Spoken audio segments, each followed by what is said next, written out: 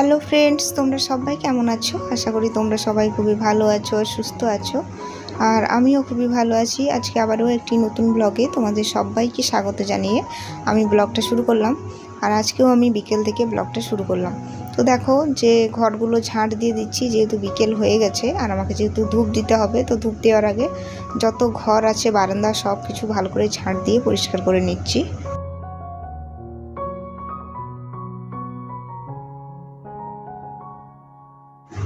দুপুরবেলাটা প্রচুর গরম ছিল। আজকে তো আজকে থেকে মনে হচ্ছে যেন গরমটা আরও বেড়ে গেছে। তো তার জন্য আমার শরীরটা খুব একটা ভালো ছিল না। তো দুপুরবেলায় সেরকম কাজ বাজও করতে পারিনি, যার জন্য তোমাদের সামনে আমি ব্লগও আনতে পারিনি। তো ওই জন্য বিকেলবেলা থেকেই শুরু করলাম। তারপরে এই যে যত খাওয়া বাসন ছিল, বিকেলে চা খাওয়া হয়েছে, দুপুরের থালা বাসন সব কিছু ভালো করে এখন ধুয়ে নেব, কারণ এগুলো দুপুরবেলায় আমি ধুয়েও রাখিনি। দুপুরবেলাটা এই জায়গাটা প্রচুর গরম, কি বলতো, আজ ছাদটা হচ্ছে টিনের চাল, তার জন্য হচ্ছে কি বলতো রোদটা খুব তাপটা খুবই লাগে। তো এখানে দাঁড়িয়ে থেকে যে কাজ করব সেই মতো ক্ষমতা থাকে না। তো বিকেলবেলাটা যাই হোক একটু ঠান্ডা হাওয়াটা ঢোকে, যার জন্য হচ্ছে বিকেলবেলাটায় আমি তখন এই কাজগুলো করে নিই। ওই জন্য যত এঁঠো বাসন থাকে সবকে আমি রেখে দিই।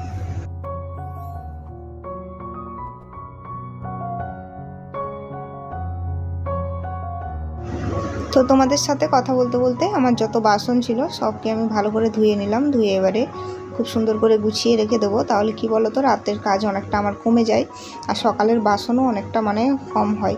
আর যদি কিন্তু এই বাসনগুলো রয়ে যায় তাহলে সকালে আমার বাসনের পরিমাণ অনেক বেড়ে যায়। তো তার জন্য হচ্ছে আমি বিকেলবেলায় যত বাসন থাকে বেশিরভাগটাই আমি মেজে ধুয়ে রেখে দিই।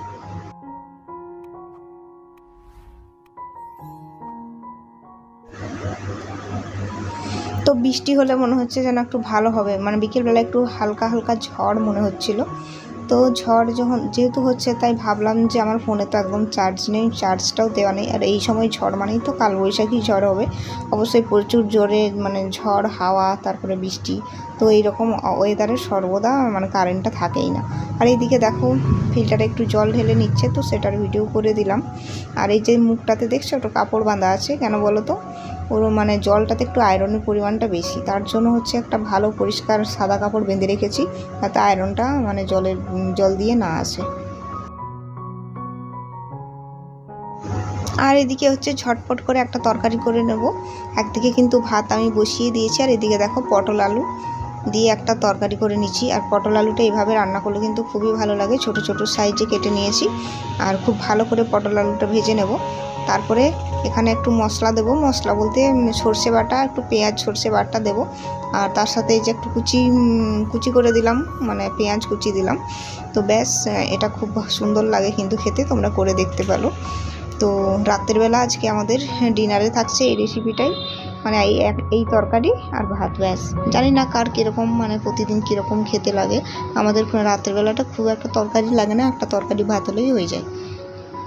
তো তারপরে যে গুঁড়ো মশলা একটু দিয়ে দিলাম, গুঁড়ো মশলা বলতে কাশ্মীরি লঙ্কা গুঁড়ো আর হলুদ গুঁড়ো তো আগেই দেওয়া ছিল। ব্যাস, এবার খুব ভালো করে কষিয়ে নিলাম। কষিয়ে নিয়ে একটু অল্প জল দেবো যাতে আলুটা সেদ্ধ হয়ে যায়।